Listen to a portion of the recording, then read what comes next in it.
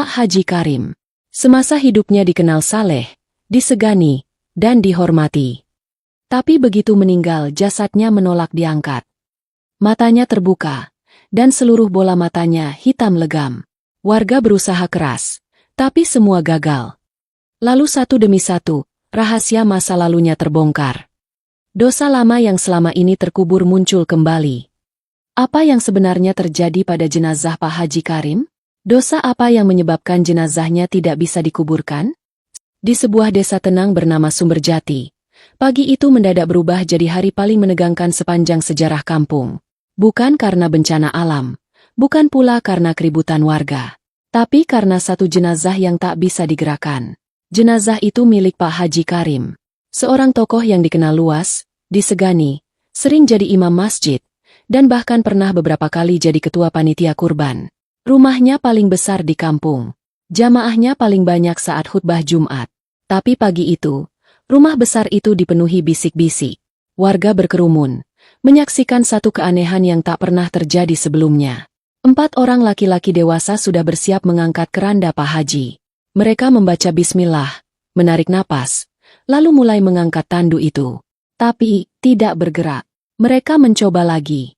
1, 2, 3, tetap saja diam. Seolah ada batu besar tertanam di bawahnya. Pak RT mulai cemas. Coba tambah 2 orang lagi. 6 orang.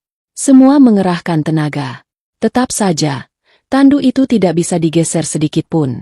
Bahkan alas tikarnya pun tak ikut bergeser. Suara gemuruh mulai terdengar. Bukan dari langit, tapi dari hati para warga yang mulai merinding. Apalagi saat tiba-tiba muncul suara kecil dari seorang nenek tua, yang berdiri memeluk tongkat. Kalau jenazah tak bisa diangkat, itu bukan karena berat tubuhnya, tapi karena dosanya yang mengikat. Semua mata menoleh padanya. Itu Mbah Sarimah, janda tua yang sangat jarang bicara. Warga mulai bergumam pelan. Sebagian istighfar, sebagian lagi melirik satu sama lain, seolah menyimpan sesuatu yang tak berani mereka katakan.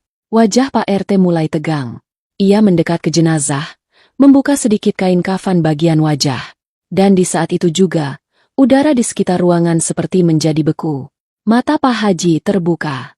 Bola matanya hitam pekat. Tak ada putih. Tak ada kelopaknya yang tertutup seperti biasanya pada jenazah. Hanya tatapan kosong hitam legam yang menghadap langit-langit rumahnya sendiri. Beberapa ibu-ibu menjerit kecil. Seorang anak pingsan di dekat pintu. Dan seorang remaja lelaki nyaris terjatuh saat mundur saking takutnya. Pak RT gemetar. Ia langsung menutup wajah jenazah kembali. Tapi rasa dingin itu tetap menusuk ke tengkuk. Pak RT, ini ada apa sebenarnya? Tanya seorang warga yang mulai panik. Tak ada jawaban. Hanya diam. Lalu Pak RT berkata pelan. Panggil Ustadz Mahfud. Cepat. Suasana makin mencekam. Bahkan burung-burung yang biasa berkicau di pohon depan rumah Pak Haji pun mendadak diam. Sekitar 1 jam kemudian, suara motor tua terdengar dari kejauhan. Bunyinya pelan, namun cukup jelas di tengah keheningan yang membungkam. Motor itu berhenti tepat di depan rumah Pak Haji. Di atasnya, duduk seorang lelaki sepuh, mengenakan peci hitam dan baju koko putih yang telah memudar warnanya. Dialah Ustadz Mahfud. Wajahnya serius. Ia turun tanpa banyak bicara, lalu langsung masuk ke dalam rumah. Warga memberi jalan. Di tangannya, ia membawa tas kecil berisi air doa dan mushaf tua yang selalu ia bawa kemana-mana. Begitu melihat suasana ruangan, Ustadz Mahfud menarik napas panjang. Innalillahi, benar seperti yang aku mimpikan, gumamnya. Pak RT menyambut dengan ragu. Ustadz, apa maksudnya? Sang Ustadz menatap wajah jenazah yang ditutupi kain kafan. Lalu berkata pelan, tadi malam aku bermimpi. Dalam mimpi itu, ada seorang anak kecil, berpakaian lusuh, tubuhnya kotor, dan matanya penuh air mata. Ia berdiri di ujung tempat tidurku. Ia bilang begini. Ustadz Mahfud berhenti sejenak. Suaranya bergetar. Wajah-wajah di ruangan menegang menunggu kelanjutan. Orang itu tak boleh dibawa ke tanah sebelum meminta maaf padaku. Begitu katanya. Warga mulai berbisik-bisik. Suasana berubah menjadi tegang dan panas. Pak RT menelan ludah. Anak kecil? Maksudnya siapa? Ustadz. Ustadz Mahfud menatap seluruh warga yang berkumpul. Tatapannya tajam, namun penuh keprihatinan. Aku tidak tahu siapa anak itu. Tapi dia yatim. Aku yakin. Dan aku yakin, ini bukan sekadar mimpi biasa. Ini peringatan. Sesuatu telah terjadi pada anak yatim itu. Karena Pak Haji. Beberapa wajah warga tiba-tiba pucat. Termasuk wajah Pak Dasuki, tetangga depan rumah Pak Haji, yang tiba-tiba menunduk dan tidak berani bicara. Bunyai Halimah, istri almarhum Kiai dari kampung sebelah, maju pelan. Dengan suara lirih, ia berkata, Saya tahu cerita ini. Tapi sudah lama sekali. Mungkin lebih dari 15 tahun lalu. Semua langsung menoleh ke arah Bunyai. Namanya Roni. Lanjutnya, seorang anak yatim piatu yang datang ke desa ini dulu. Ia lapar. Ia datang ke rumah Pak Haji minta makan. Tapi, suara Bunyai bergetar. Ia menahan tangis. Bukan diberi makan, tapi malah diusir. Bahkan disiram air got karena dianggap membawa sial. Warga terperangah. Ada yang menutup mulutnya karena terkejut. Ada yang mulai menangis perlahan. Ingatan yang sudah terkubur itu kini terbuka kembali. Setelah itu, Roni pergi. Dan tidak pernah kembali. Bisik Bunyai lirih. Pak Dasuki akhirnya angkat bicara. Suaranya pelan tapi tegas. Ia ditemukan meninggal. Di pinggir hutan. Kelaparan. Tubuhnya hanya dibalut baju sobek dan sarung tua. Tak ada satupun warga yang datang ke pemakamannya saat itu.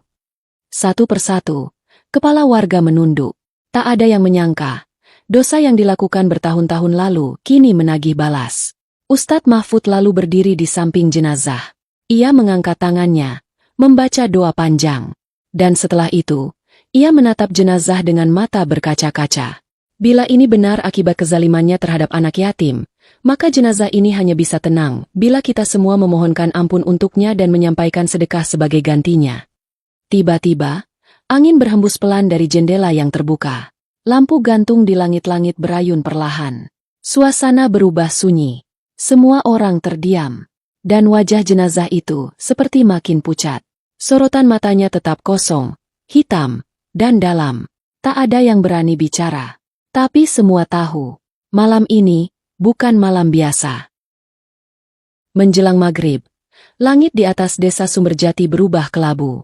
Awan menggantung berat, seolah ikut menyaksikan kesedihan yang menggelayuti rumah Pak Haji. Warga belum beranjak.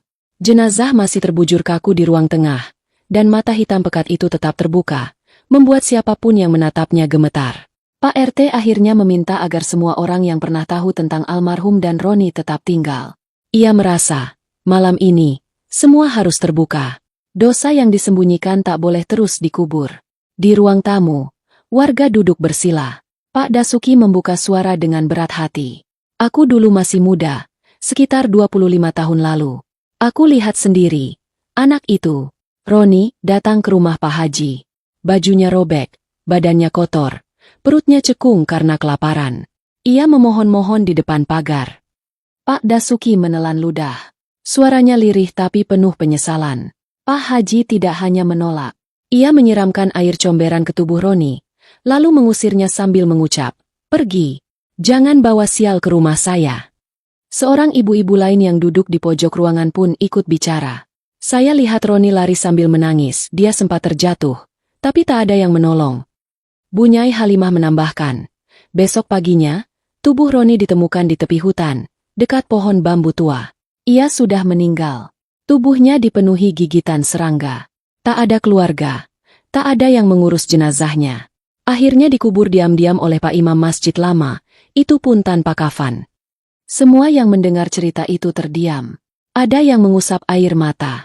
Ada yang menunduk karena malu. Mereka sadar, bukan hanya Pak Haji yang berdosa.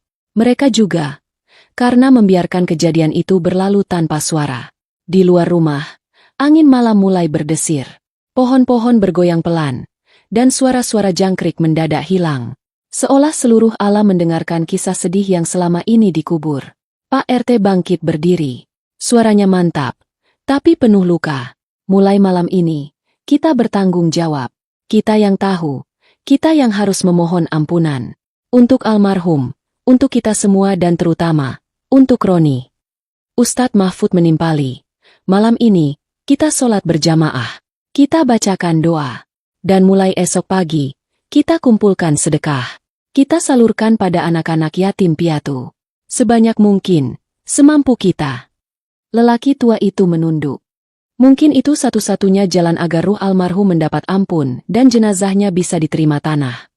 Tiba-tiba, dari dalam ruang jenazah terdengar suara retak pelan. Warga menoleh. Salah satu kaki meja di dekat jenazah retak sendiri tanpa sebab. Lampu di langit-langit berkedip sebentar. Aroma seperti bunga Kamboja dan tanah basah tercium di udara. Semua menahan napas. Dan untuk sesaat, suara angin pun lenyap. Jenazah Pak Haji tetap terbaring.